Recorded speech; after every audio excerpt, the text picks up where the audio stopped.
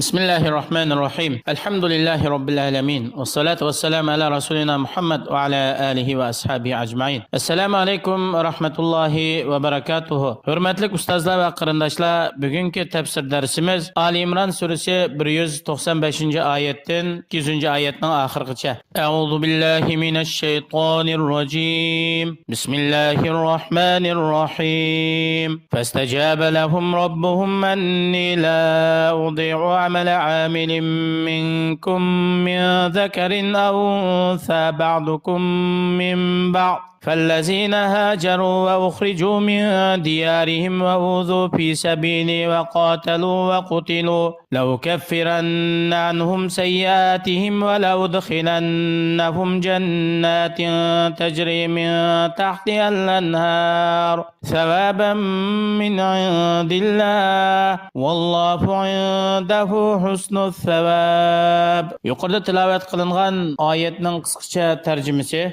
Allah subhanahu va taolo ularning duosini ijobat qildi. Duosini ijobat qilib shunday aytdiki, men sizlarning hech biringlarningki mayli u er kishi bo'lsin yoki ayol bo'lsin, qilgan amallari oz bo'lsin yoki ko'p bo'lsin, hech biringlarning qilgan amallarini zoya qilib o'tmayman. Hammanglar o'xshash hukmda, hammanglar bir millat, bir dinda, bir Allohga ibodat qilishlar. Sizlardan yana erlarningki qilgan amallariga ortiqcha savob beradigan yoki ayollarning qilgan amallarining savobi kamayib ketadigan bunday ish bo'lmaydi. Allah yo'lida hijrat qilib chiqqanlar, ularni yana kafirlar o'zlarininki yurtlaridan chiqarib o'tgan, amalsiz bular o'zining dinini turg'izolmay, Allohga haqiqiy ravishda ibodat qilolmay, o'zining yurt makonlarini tashlab Alloh yo'lida hijrat qilib chiqqan. Ularga bu yo'lda yetgan aziyat Robbi bo'lgan Allohga itoat qilganlik sababidan Robbim Alloh dinim islom payg'ambarimiz Muhammad sallallohu alayhi va sallam deb haq kalimasi uchun tug'an,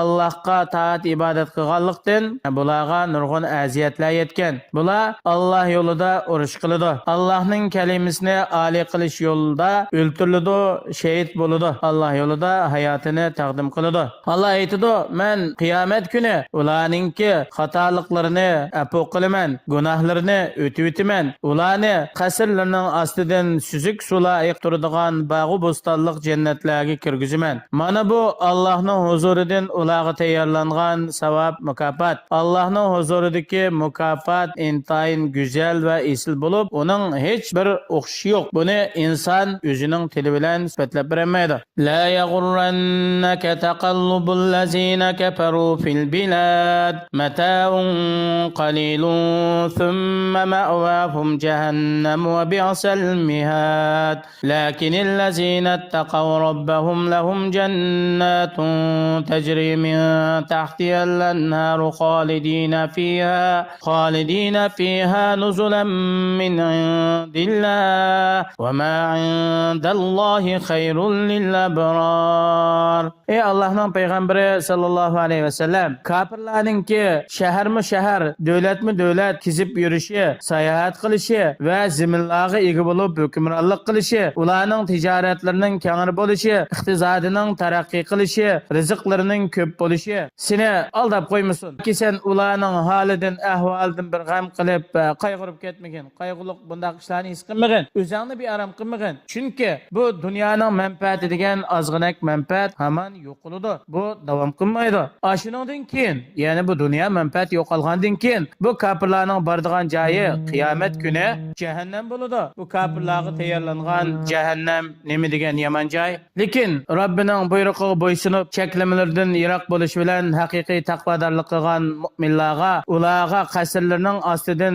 iqin sular eqib turadigan jannat bor. Bular u jannatda mangu qoladi. Bu Alloh subhanahu va taolo tarafidan ularga tayyorlangan mukofot. Allohningki o'zining solih bandalariga tayyorlagan mukofotlari kafirlarningki dunyoda manfaatlanayotgan, lazzatlanayotgan, yo'qoladigan ozg'inak narsalarga nisbatan bu intayin yaxshi katta. Buni inson sifatlab bermaydi. bermaydi. Va inna min ahlil kitabi laman yu'minu billahi va ma unzila ilaykum va ma unzila ilayhim khashi'ina lillahi la yashtaruna bi ayatillahi thamanan qalila ulaika lahum ajruhum 'inda rabbihim innallaha sari'ul hisab ya ayyuhallazina amanu isbiru wa sabiru wa rabitu wattaqullaha la'allakum tuflihun.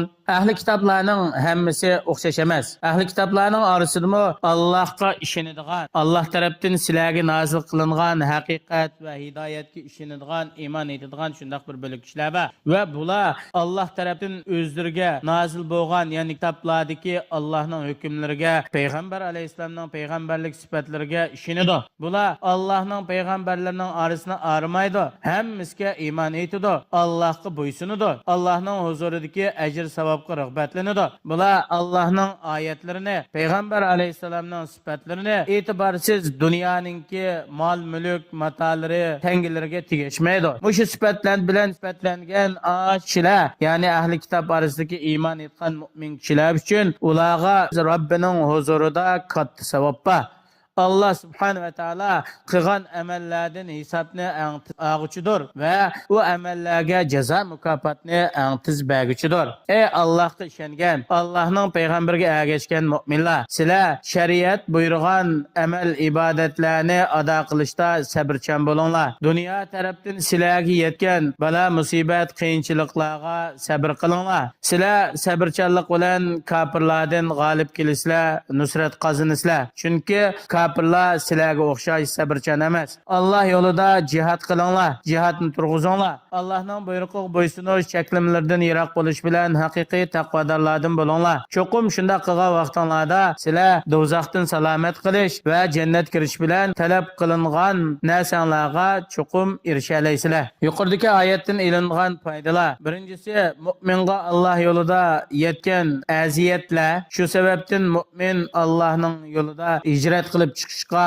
majbur bo'lib qoladi va dunyoda yetgan aziyat, o'zining dinini qo'g'dayman deb yetgan bu qiyinchiliklar sababidan Alloh yo'lida hijrat qilib chiqadi va Alloh yo'lida jihadga chiqadi. Mana bu insonningki gunohlarga kafarat bo'ladigan, ajr savobi hasilab oshadigan eng katta sabablardan biridir. Dunyoda e'tiborga ilinadigan ish, ya'ni kafirlarningki dunyoda mol, mulk, dunyo manfaati, uy, joylarga ega bo'lishi va qancha bakka katta boyolab ketsin, katta mol dunyoga ega bo'lib ketsin, bu e'tiborga ilinmaydi. Chunki dunyo degan yo'qoladigan narsa. Haqiqiy ibrat oxiratdagi borar joy. Mangulik diyorda boradigan joy, bu e'tiborga ilinadi. Ahli kitoblardan haqqi guvohlik beradigan kishilar bor. Ya'ni o'zlarining kitoblarida bayon qilgan haqiqatga guvohlik beradigan, uni bayon qiladigan kishilar bor. Bular o'zlariga nozil bo'lgan kitobdagi hukmlarga ishonadi va mu'minlarga nozil bo'lgan Qur'oni Karimning hukmlariga ishonadi. Shular uchun qo'sh ajr bor. Ya'ni o'zining kitoblariga ishonganning, iymon etganning ajri, Muhammad alayhisolamga ishongan, ergashgan, iymon etganning ajri qo'shilib ajr savobga erishadi. Haq ustida sabrchanlik bilan ching turgan vaqtida haqni inkor qiluvchilarning ustidan g'olib kelgili bo'ladi va inson haqiqiy sabrchan bo'lgan vaqtida Alloh yo'lida jihad qila oladi. Mana bu dunyo oxiratdagi baxtga erishishninki yo'lidan iborat. Alloh subhanahu va taolo har birimizni Allohning dinini oliy qilish va Allohning dinini dunyoga tortish uchun shundaqla vatanimiz Sharqiy Turkistonni Xitoy kafirlarining zulmidan va Xitoy kafirlarining changilidan qutuldirib, xalqimizni hur, erkin, Alloh buyurgan shaklda Allohga ibodat qiladigan, o'z zaminida erkin, ozoda ibodatning, dunyoning huzurini suradigan bir sharoit hozirlash uchun Alloh hammalarni Alloh o'z yo'lida jihad qilishga muyassar qilsin. Alloh barliq Uyg'ur musulmonlarining qalbini birlashtirsin. Ularni har vaqt, har zaman bir niyat, bir maqsadda amal ibodat qiladigan va shundaqla vatanimizning ozodligi uchun harakat qiladigan